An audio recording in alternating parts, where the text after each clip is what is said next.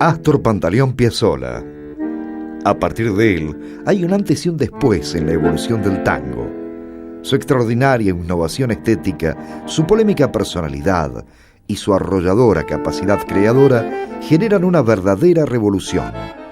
El tango de Piazzolla es otro de los misterios del tango.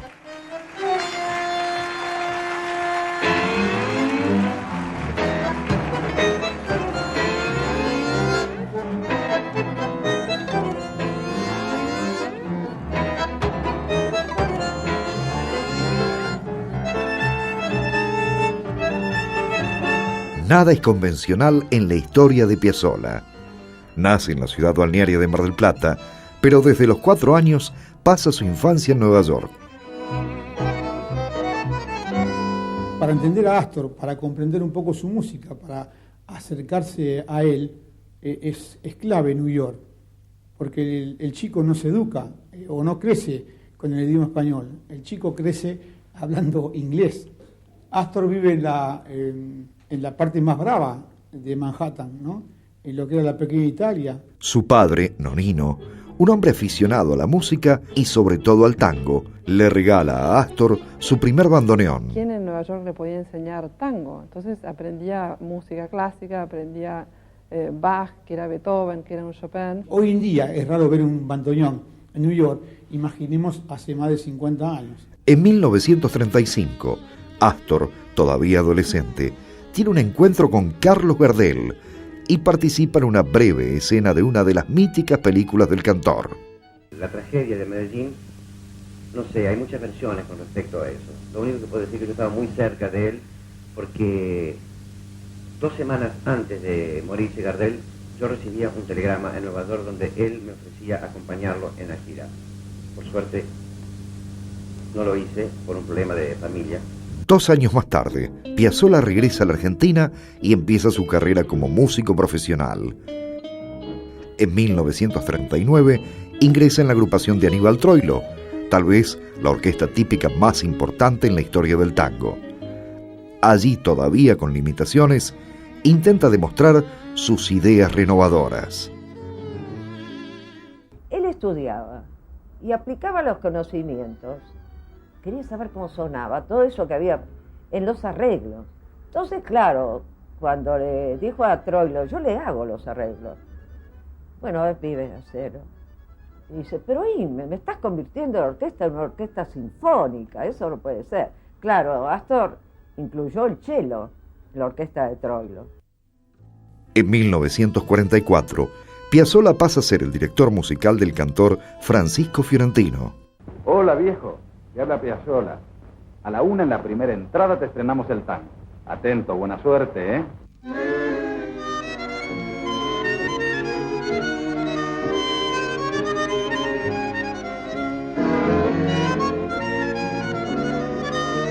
En 1946 forma su propia orquesta.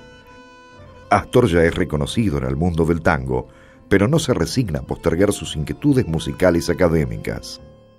Entonces él hizo un nocturno que me dedicó a mí. Y entonces llega acá para actuar en Buenos Aires Rubinstein. Y me dice, ¿qué te parece, Edita? Le llevo esto a Rubinstein. Sí, llévaselo.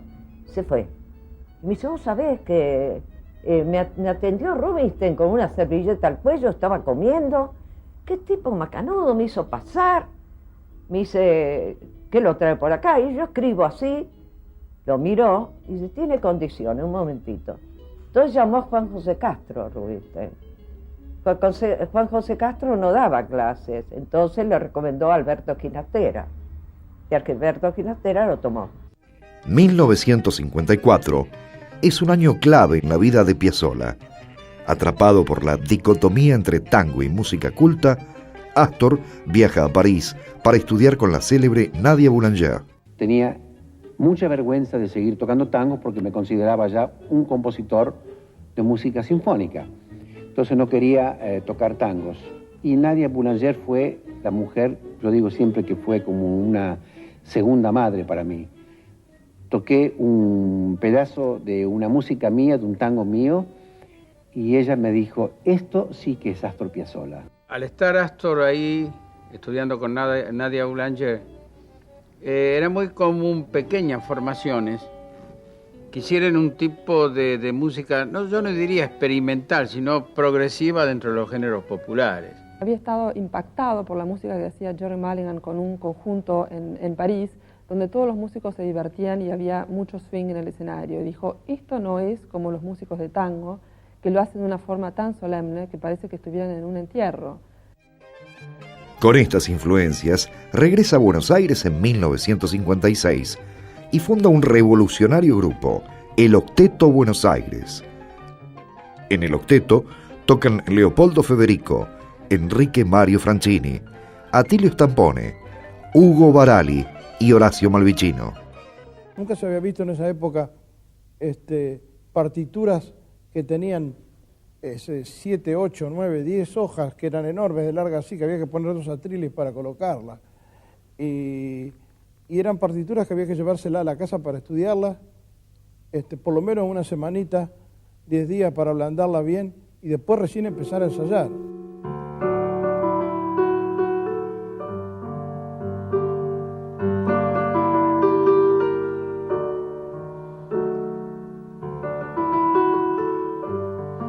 A partir de los temas, plantear propuestas como...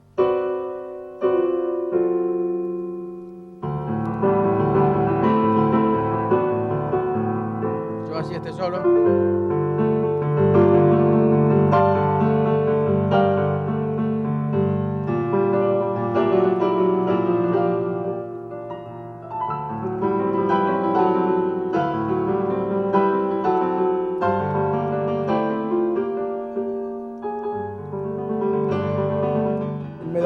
Las bases de los acordes sobre los que tenía que tocar y yo improvisaba.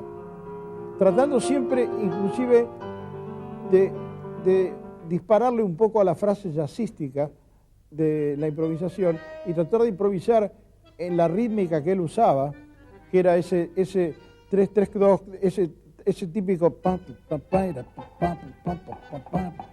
ese estilo. Sobre eso tratábamos de improvisar y crear una forma diferente de improvisación, es decir, algo que te llevara más a la calle Corrientes y no a Broadway. La experiencia del octeto es efímera.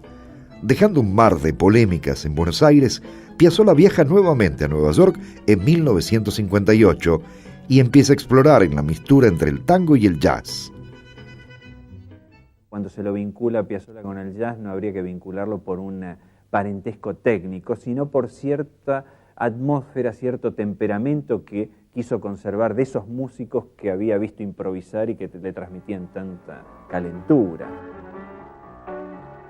De nuevo en la Argentina, Piazzolla le da forma a una agrupación fundamental y emblemática en toda su trayectoria, el Quinteto Nuevo Tango, de claras diferencias con la tradicional orquesta típica.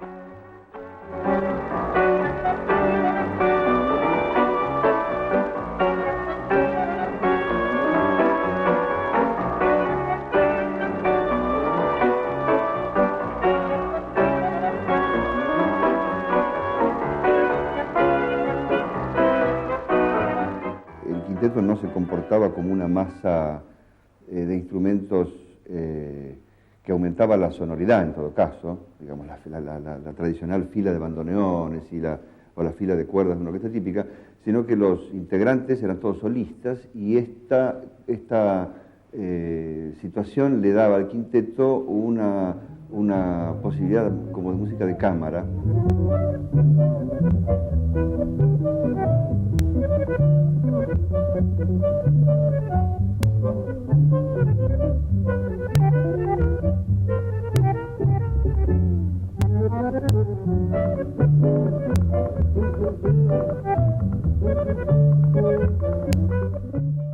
El quinteto le permite a Piazzolla consolidar su renovación en las estructuras musicales y de todos los aspectos estéticos del tango. Lo cierto es que no quería parecerse a los tangueros, por eso es que él quería salir del ambiente del tango. Ese además fue uno de los motivos por los cuales tocó parado, porque decía que los bandoneonistas parecían lustradores zapatos tocando sentados. Empezamos a agregar percusión, Astor empezó a golpear también en la parte de la caja del bandoneón como si fuera una especie de bongó.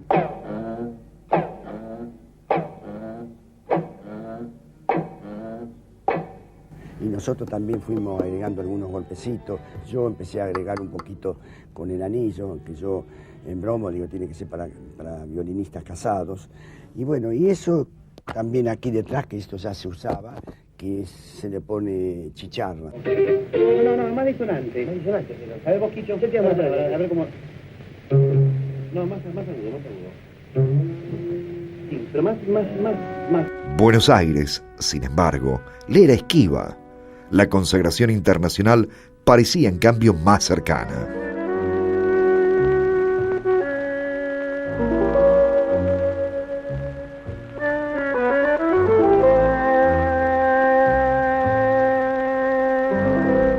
En la década del 60 se produce una explosión compositiva en Astor Piazzolla. Compone varios de sus temas hoy considerados clásicos y se hace patente el viraje estilístico hacia una posición cada vez más personal. Atrás quedan los éxitos más convencionales de la década del 50, como Triunfal, Prepárense o Lo que vendrá. Yo recuerdo escuchar arreglos de Aníbal Troilo y de otras orquestas que tocaban estos tangos y sonaban a tangos. La música posterior de Astor me parece que fue evolucionando en un sentido más hermética, donde parecía que ya el arreglo no era tan posible, como que la música ya venía compuesta con su arreglo, ¿no?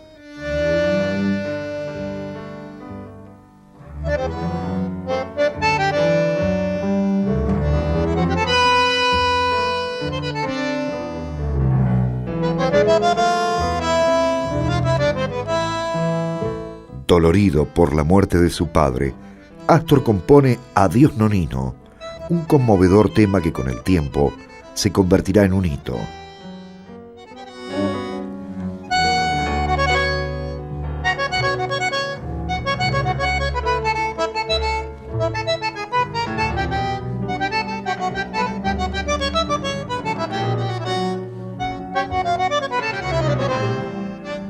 Es un himno al amor, es un himno a la memoria de mi papá, don Vicente Piazzolla. Mi papá falleció en el 59 y lo hizo cuando él no estaba allá. Y fue un momento muy especial porque siempre he tratado de escribir quizás otros Adiós Nonino y no han salido. En 1967, Piazzolla encara junto al poeta Horacio Ferrer el desafío de un género que apenas había transitado, la canción. Nace así la opereta María de Buenos Aires, interpretada por las voces de Héctor Ferroso y Amelita Baltar. Piazzolla conoció a Amelita Baltar, había empezado una colaboración con Horacio Ferrer y ahí tuvo un periodo prolongado en que Amelita Baltar cantó las canciones de Ferrer con la música de Piazzolla. En 1969, la dupla Ferrer-Piazzolla escribe Balada para un loco. La siguiente nota fue realizada pocos días antes de la final del certamen de la canción, en la que la balada saltó al éxito popular. ¿Es la primera vez, Astor, que participa usted así en algo tan masivo, donde está el pueblo? Sí, yo diría que sí. Además nunca quise participar porque le tenía mucho miedo al público, sinceramente. Más en lugares tan grandes así como Luna Park o algún estadio. Siempre rechacé así ofertas para trabajar porque me da mucho miedo. Ayer le perdió el miedo, ¿no? Sí, te juro que lo pedí casi todo. Y por ahí hay un gran problema porque mucha gente está diciendo que esto no es tango. Y lógicamente la gente que dicen que lo pidió... Pero compitieron en tango ustedes con esta balada. Sí, a pesar de que algunos de los concursantes que han terminado con nosotros dicen que no es tango. Y esto es más tango que nunca porque más Buenos Aires es el Buenos Aires de hoy. Y lógicamente la música y la letra no tiene nada que ver con los Buenos Aires de hace 30 años. Es hoy. Astor, ¿cómo se siente después de tantos años de haber luchado y por fin llega a esto, a un triunfo masivo, al pueblo? Me siento que voy a empezar a luchar de nuevo. Ya sé que estoy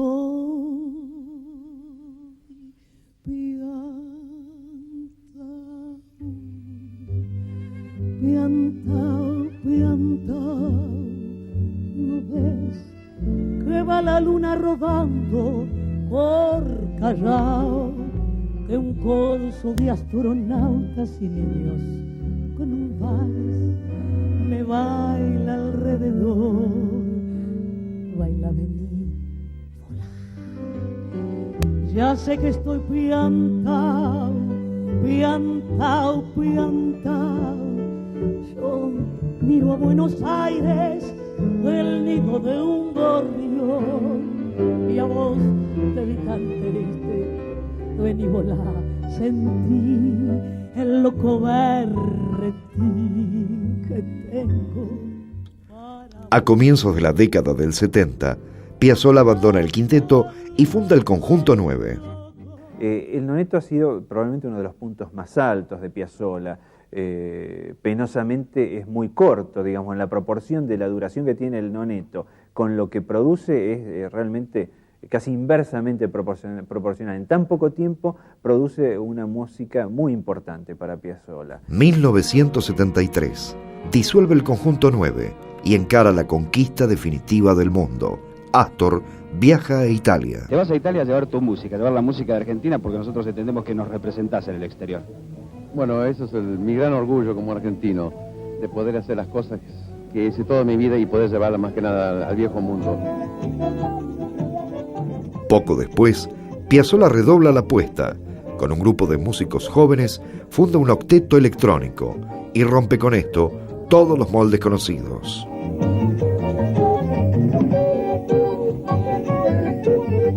Cuando ve que está triunfando la música de Chick Corea, de Weather Report, cuando observa que Miles Davis, que era uno de sus músicos preferidos, él era hincha de Miles Davis, cuando ve que Miles Davis o Dizzy Gillespie mismo estaban coqueteando con la gente de rock, piensa Astor cómo acercarse él también a esto, ¿no? Con esta propuesta, Piazzolla ensancha los horizontes del tango y se acerca al público joven, muy refractario al género por aquellos años. Astor produce un fantástico recital en el Gran Rex, ¿no? Pero con una sala llena de jóvenes, llena de rockeros, ¿no? Y yo creo que en ese momento Astor no se animó a dar un paso más allá. Y en Europa le dicen, tenés que volver al quinteto. Les digo, yo personalmente creo que en ese momento tendría que haber seguido con el conjunto electrónico. Piazzolla trabaja incansablemente por Europa, comparte escenarios con figuras de la talla de Jerry Mulligan, escribe música para cine y en 1978 rearma el quinteto Nuevo Tango. Ha llegado la consagración.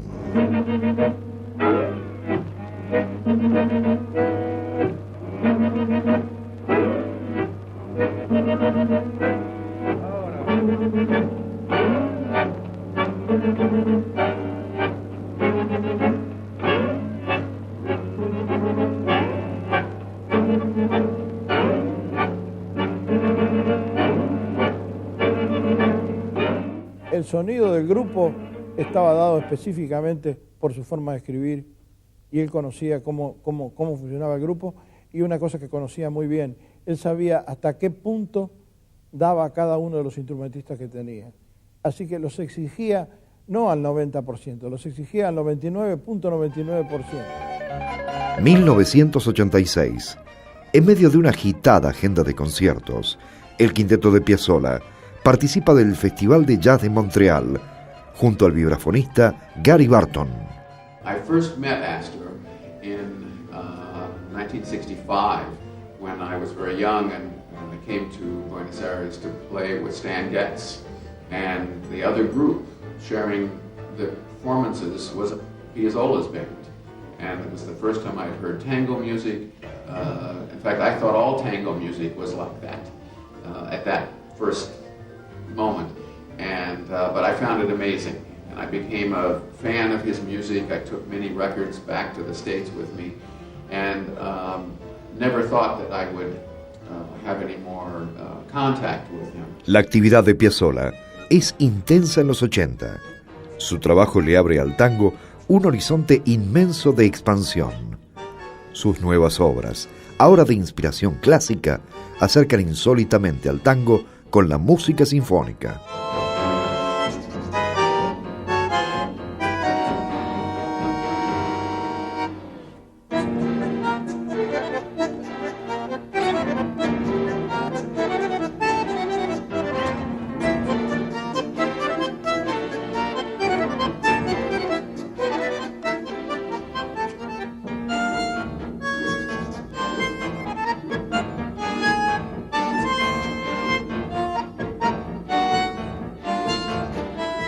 En 1988, Piazzolla pone fin a su quinteto y arma un sexteto con 2 bandoneones.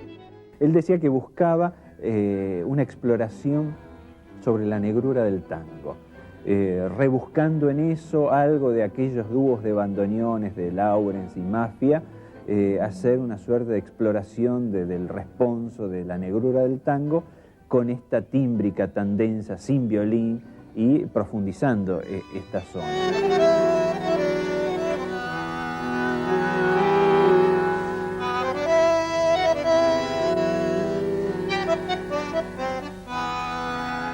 Vivir fue tu más honda melodía y el júbilo de Dios al darte el genio. Y vos te diste a muerte con la angustia de un toro fantaseando en el misterio. La burla del mañana se ilumina zampándole 10 lunas a tus dedos y un ángel y un demonio en contrapunto. La zurda te gatillan de oro y fuego. Mi viejo Piazzolla. Es una especie de Villalobos, así, es una especie de Gershwin, es un tipo que su música llega a todos los niveles, a los conciertos, no hay ningún tipo de problema.